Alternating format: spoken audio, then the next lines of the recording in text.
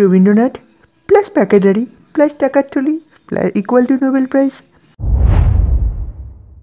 নমস্কার বন্ধুরা, আমাদের চ্যানেল স্টোরি টেলার পিকেএম আরেকটা এপিসোড শুরু করতে চলেছি। এই এপিসোডে আমরা শিবরাম চক্রবর্তীর লেখা হরগোবিন্দের যোগফল গল্পের দ্বিতীয় খণ্ড শুনব। এই গল্পে আমি মিমিক্রির মাধ্যমে রজতাভ দত্তের চরিত্র সামন্ত মশাই, সেই চরিত্রের গলা নকল করে হরগোবিন্দের চরিত্রে ব্যবহার করেছি।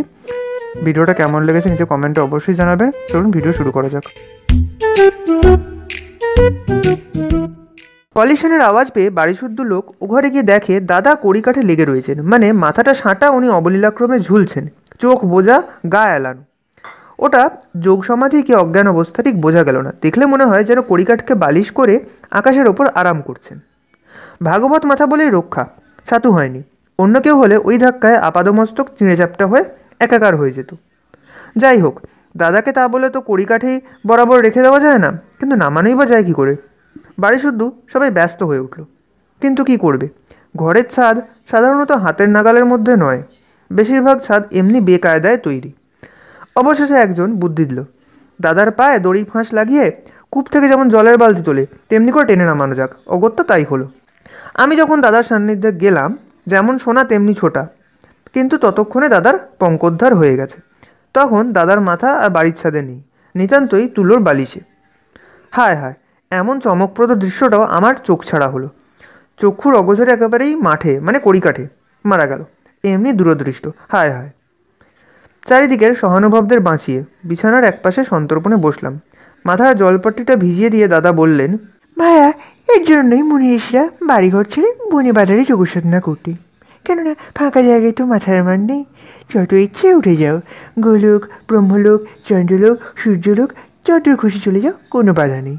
আকাশে এন্টার ফাঁকা। এই কথাই তো এতক্ষণ বোঝাচ্ছিলাম ভরতচন্দ্রকে। ভরতচন্দ্র বাধিতভাবে ঘাড় নেড়ে নিজের বোধশক্তির পরিচয় দেন। আর এই কথাও বললাম ভরতকে যে কদাপি লেখার চর্চা ছেড়ো না, ওটাও খুব বড় সাধনা। কলি কলম মন লেখে 3 জন, এটাকে এটা কম যুগ হলো। আর যখন চাতুর্য জন্মেছ তখন আশা আছে তোমার। আশান্বিত ভরত জিজ্ঞাসান্বিত, প্রভু পরিষ্কার করে বলুন, আমরা মুখুসুখু মানুষ। প্রভু পরিষ্কার করেন, চাতুর্য হলেই লেখক হতে হবে, যেমন বঙ্কিম চাটুর্য, শরৎ চাটুর্য। আর লেখক হলেই নোবেল প্রাইজ। কিন্তু আমার লেখা যে নোবেল প্রাইজ বলাতে লেখার 2000 মাইলের মধ্যে দিয়ে যায় না গুরুদেব। হ্যাঁ, বাংলাদেশে কারই বা যায়? তেমন লিখতে না পারি, তেমন তেমন লেখা বুঝতে তো পারি। পারো সত্যি? আর বিবেচনা করে দেখলে তাদের লেখাও তো তোমাদের লেখার 2000 মাইলের মধ্যে আসে না। তবে আমি ভয় ভয় বলি, তফাৎটা অতখানি বটে, কিন্তু আগিয়ে কে আর পিছিয়ে কে, সেই হলো গে সমস্যা। দাদা অভয় দেন, বৎস ভরত, ঘাবড়ে যেও না। তুমি নারায়ণ ভট্টাচার্য আর মেরি করেলি হলে এক গোত্র। পাবে, আলবাত পাবে। নোবেল প্রাইজ পেতেই হবে তোমাকে। বিদেশে যাবার উদ্যোগ করো তুমি। আমি শুনেছি এদেশ থেকে একাচ্ছত্র লিখতে জানা তো বিলেত গেছে কি, আমরা তাকে ধরে নিয়ে গিয়ে নোবেল প্রাইজ ঘুষিয়ে দিয়েছে। প্রায় কালীঘাটে মাথা বলি দেওয়ার মতো আর কি। ভরতচন্দ্র উৎসাহ পায় কিনা তার মুখ দেখে ঠাহর হয় না। আমি কানে কানে বলি, আরে নাই বা পেলে নোবেল প্রাইজ, এই সুযোগে বিলেত দেখতে পাবে, অনেক সাহেব মেম দর্শন হবে, সেইটাই কি কম লাভ? বরং এই ফাঁকে এক কাজ করো, বন্ধুবান্ধব ভক্ত টক্তদের মধ্যে বিলেত যাবার নামে চাঁদার খাতা খুলে ফেলো। বোকা ঠকিয়ে যা 2-5 টাকা আসে। তারপর নাইবা গেলে বিলেত, তোমার আঙুল দিয়ে জল গড়ে না জানি, নইলে এই আইডিয়াটা দেবার জন্য টাকার বখরা চাইতাম। ভরতের মুখ একটু উজ্জ্বল হয় এবার। তার বিলেত যাবার দিনে জাহাজ ঘাটে সে কি ভিড়! নোবেল তোলার যাত্রী দেখতে ছেলে বুড়ো সবাই যেন ভেঙে পড়েছে। চিড়িয়াখানার শ্বেতহস্তি দেখতেও এরকম ভিড় হয়নি কোনো দিন। স্বয়ং শ্রী হরগোবিন্দ যখন বলেছেন, তখন নোবেল প্রাইজ না হয়ে তো আর যায় না। যোগবাক্য কি মিথ্যে আবার? লেখার জোরে যদি নাই হয়, যোগবল তো একটা আছে, কি না হয় তাতে? ভরতচন্দ্র জাহাজে উঠতে গিয়ে পুলকের আতিশয্যে কুকুরের ঘাড়ে গিয়ে পড়েন, কিংবা তো কুকুরই তার ঘাড়ে পড়েছিল। কেন কুকুরের হয়ে কুকুরের মালিক মার্জনা চান। আই অ্যাম সরি বাবু।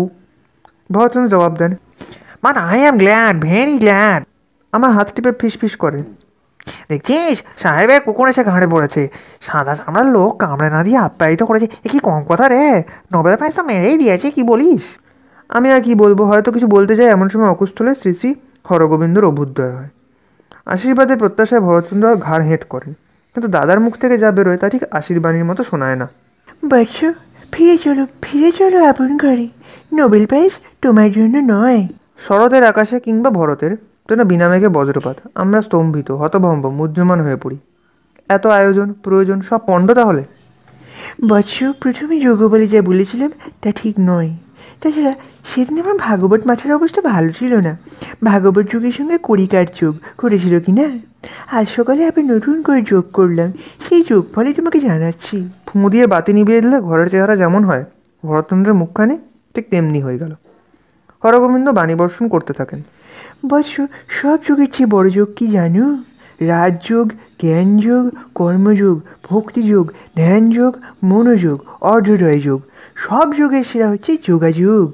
এই যোগাযোগ ঘটলে তার চেয়েও বড়, বলতে গেলে শ্রেষ্ঠতম যে যোগের প্রকাশ আমরা দেখতে পাই তা হচ্ছে অর্থযোগ। এবং তা না ঘটলেই বুঝতে পারছো যাকে বলে অনর্থযোগ। রবীন্দ্রনাথের বেলা এই যোগাযোগ ছিল, তাই তার নোবেল প্রাইজ উঠেছে। তোমার বেলা তা নেই। কী করে আমি এই যোগ ফলে এলাম তোমরা ওটা কুশি দেখতে পারো। রবীন্দ্রনাথ প্লাস পাকাদারি প্লাস টাকার থলি ইকুয়াল টু নোবেল প্রাইজ। কিন্তু তোমার পাকাদারিও নেই, টাকা করিও নেই। বৎস ভরতচন্দ্র, সেই যোগাযোগ তোমার কই? ভরতচন্দ্রের করুণ কণ্ঠ শোনা যায়। হ্যাঁ, কিছু টাকা আমিও জোগাড় করেছি। আর দাঁড়িয়ে কথা যদি বলেন, না হয় আমি পরচুলার মাথার পর্দারই লাগিয়ে নেবো। শ্রী হরগোবিন্দ প্রস্তাবটা পর্যালোচনা করেন, কিন্তু পরক্ষণেই দারুণ সংশয়ে তার মুখ চোখ ছেয়ে যায়। কিন্তু তা যদি প্রাইজ দেওয়ার আগে টেনে রাখি তখন? সেই ভয়ঙ্কর সম্ভাবনা আমার মনেও সাড়া তোলে। সত্যিই তো, তখন ভরতচন্দ্রও বারবার শিউরে ওঠেন। না, সে কথাই নয়। ভরতচন্দ্র, তুমি মর্মাহত হইও না। যেমন half a loaf is better than no loaf, তেমনি half a bell is better than Nobel. তোমার জন্য আমি প্রাইজ এনেছি, তার নোবেলের চেয়ে বিশেষ কম যায় না। বিবেচনা করে দেখলে অনেকাংশে ভালোই বরং। বৎস, এই নাও। বলে কাগজে মোড়া একটা প্যাকেট ভরতচন্দ্রের হাতে দিয়ে মুহূর্তে বিলম্ব না করে ভিড়ের মধ্যে তিনি অন্তর্হিত হন। আমরা প্যাকেট খুলতে থাকি, মোড়কের পর মোড়ক খুলেই চলি, কিন্তু মোড়া আর ফুরোয় না। অবশেষে অভ্যন্তরীণ বস্তুটি আত্মপ্রকাশ করে। আর কিছু না, একটা কদবেল।